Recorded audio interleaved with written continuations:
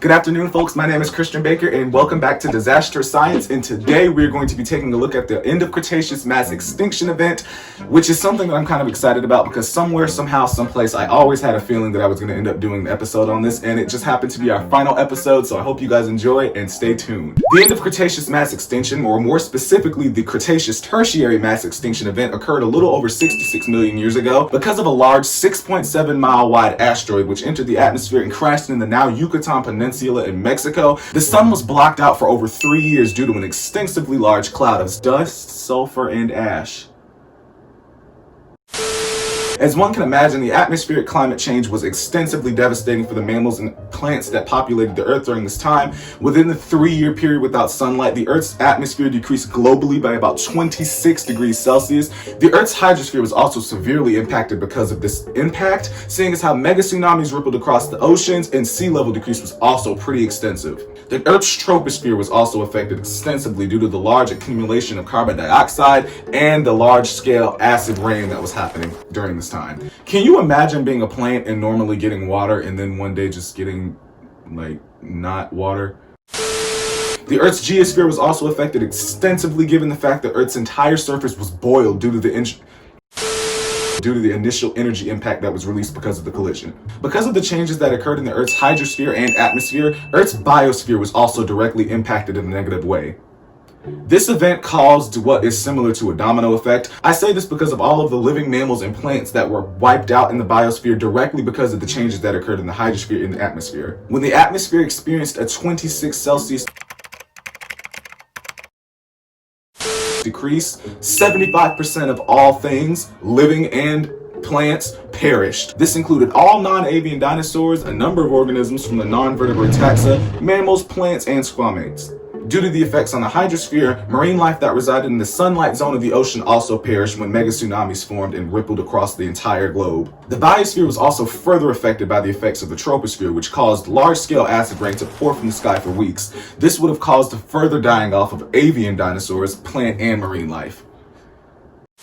I honestly believe it is safe to say that mostly negative climate feedbacks affected the changes that occurred during this time period. For example, the negative feedback loop of chemical weathering would have severely been affected, seeing as how the large increase in carbon dioxide in the atmosphere would have caused carbonic acid production to increase dramatically. This ultimately would have assisted the global temperature decrease within the Earth's atmosphere. So many other negative feedback loops were affected. The most significant, I would say, that was affected was the creation of clouds in their relation to decreasing temperatures. This feedback loop typically contributes to warming temperatures, seeing as how an increasing temperature would increase cloud cover, and this cloud cover would reduce the amount of solar radiation in the air and places a limit within global temperature increase. In the case of the mass extinction of the Cretaceous period, cloud cover was actually decreased drastically by because of the decrease in global temperatures.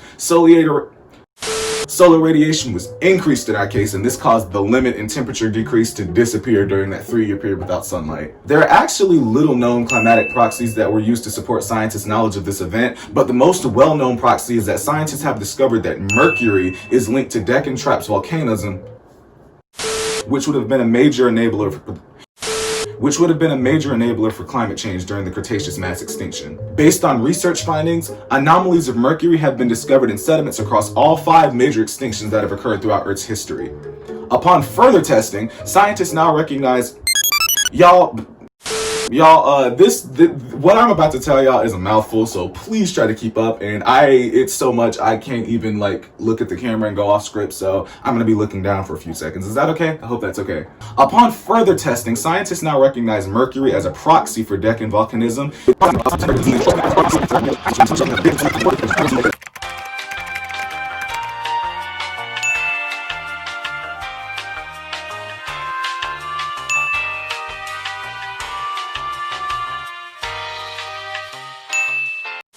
Because of these outline changes and comparisons, scientists ultimately believe that DECCAN volcanism was a target driver for the mass extinction event. In discussing the comparisons of the climate change that occurred then with the climate change instances that we are seeing now, I feel like I can comfortably say that most factors are differences rather than comparisons. The only similarity between the 2 instances of climate change is the fact that both contain some sort of effect on a feedback loop. Both sets of climate change would also affect the cloud cover feedback loop in some sort of way. Because the Cretaceous mass extinction yielded decreasing global temperature, Because the Cretaceous mass extinction yielded decreasing global temperatures, cloud cover was decreased and an increase in solar radiation occurred over the 3 years period. An increase in solar radiation occurred over the 3-year period with no sunlight. Today, the current climate change we see is yielding an increase in global temperature, so cloud cover is increased and solar radiation is ultimately being decreased. Majority of the differences between the two instances of climate change are overbearing, seeing as how the Cretaceous extinction yielded decreasing temperatures while the past 150 years have yielded increasing temperatures. Although both instances of climate change are bad, the Cretaceous mass extinction yielded a 26 degrees Celsius decrease in just 3 years, while the past 150 years have yielded around a 1.8 degree Fahrenheit. What?